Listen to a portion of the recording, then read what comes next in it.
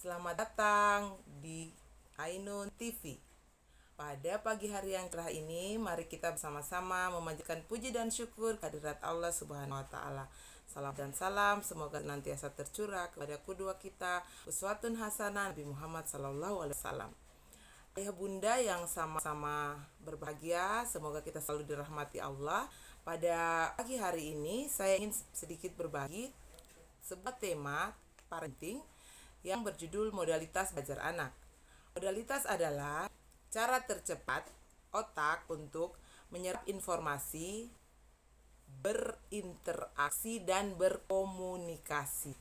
Saya ulang lagi, modalitas belajar adalah cara tercepat otak menyerap informasi, berinteraksi, dan berkomunikasi.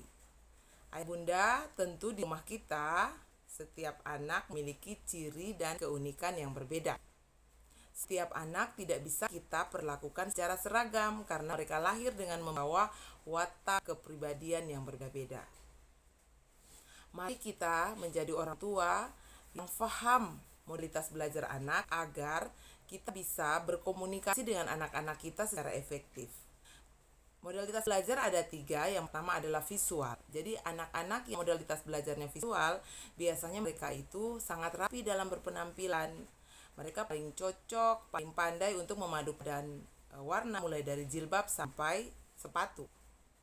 Nah, ketika berkomunikasi dengan anak-anak yang modalitas belajar visual, maka kita harus berusaha untuk ada kontak mata.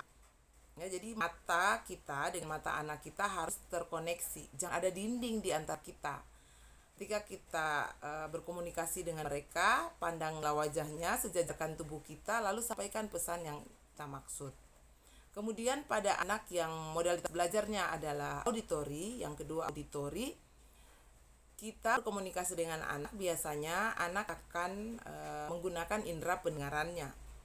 Sehingga kadangkala kalau kita berteriak dari jauh, anak auditori itu akan cepat merespon. Beda dengan anak visual. Kadang anak visual dipanggil sudah 3 kali belum muncul-muncul, belum nengok-nengok, akhirnya kita jadi marah kan. Ternyata itu bukan karena anak kita sengaja untuk mengabaikan panggilan kita, tetapi cara kita berkomunikasi lebih efektif kalau kita menemui langsung anak kita dan terjadi kontak mata. Yang ketiga adalah modalitas belajar kinestetik. Nah, ini yang agak unik nih ayah bunda. Modalitas belajar kinestetik itu kalau kita berkomunikasi, usahakan jangan panggil dari jauh, jangan suara kita keras, apalagi kalau ada unsur bentakan, karena mereka itu sangat tidak suka. Kinestetik itu perasaannya peka, sensitif, hanya secara gerak fisik memang mereka lebih lincah. Mereka suka berlari, kemudian kalau ada pohon mungkin dia panjat, kalau ada pagar dia naik, kalau ada tangga dia naik betul.